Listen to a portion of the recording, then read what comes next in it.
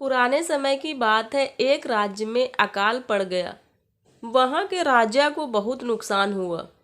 उसे प्रजा से लगान नहीं मिल पाया। राज्य चलाने के लिए राजा के पास धन भी नहीं बचा था। राजा को यह भी चिंता थी कि पड़ोसी राजा हमला ना कर दे। राजा ने एक बार अपने कुछ मंत्रियों को उसके खिलाफ षड्यंत्र रचते भी पकड़ लिया था। इन सारी परेशानियों की वजह से राजा रात भर जागता रहता था। उसकी नींद उड़ गई थी। राजा को कई पकवान परोसे जाते, लेकिन वह खा नहीं पाता था। उसे भूख नहीं लगती थी। उस राजा के शाही बाग के एक माली था। राजा रोज उसे देखता था। वह प्याज और चटनी के साथ रोटियां खाता था और हमेशा खुश रहता था।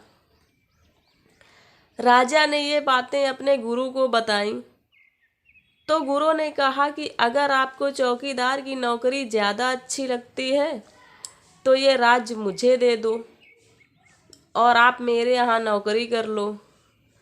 मैं तो ठहरा साधु, मैं आश्रम में ही रहूँगा, लेकिन इस राज्य को चलाने के लिए मुझे एक नौकर चाहिए। आप पहले की तरह ही महल में रहें, राज सिंहासन पर बैठें और राज्य चलाएं। यही आपकी नौकरी होगी।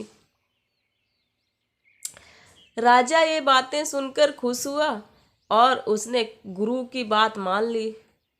अब वह अपने काम को नौकरी की तरह करने लगा। फर्क कुछ भी नहीं था, काम वही था, लेकिन अब राजा जिम्मेदारियों और चिंता से लदा हुआ नहीं था। कुछ महीनों बाद उसके गुरु आए। उन्होंने राजा से पूछा कि अब आपको भूख लगती है और नींद आती है या नहीं। राजा ने कहा कि मालिक, अब खूब भूख लगती है और आराम से सोता हूँ। गुरु ने राजा को समझाया कि सब कुछ पहले जैसा ही है, लेकिन पहले तुमने जिस काम को बोझ समझ रखा था, अब सिर्फ उसे अपना कर्तव्य समझकर कर रहे हो। हमें ये जीवन कर्तव्यों को पूरा करने के लिए मिला है, किसी चीज को अपने ऊपर बोझ की तरह लादने के लिए नहीं मिला है। काम कोई भी हो, चिंता उसे और ज़्यादा कठिन बना देती है। जो भी काम करें उसे अपना कर्तव्य समझकर ही करें। इन बातों का ध्यान रखने पर ही हमारे जीवन में सुख शांति बनी रहती है। तो दोस्तों, ये थी छोटी सी स्टोरी।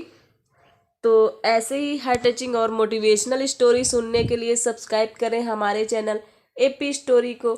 तब तक के लिए thank you, bye bye. Bye bye. Thanks for watching.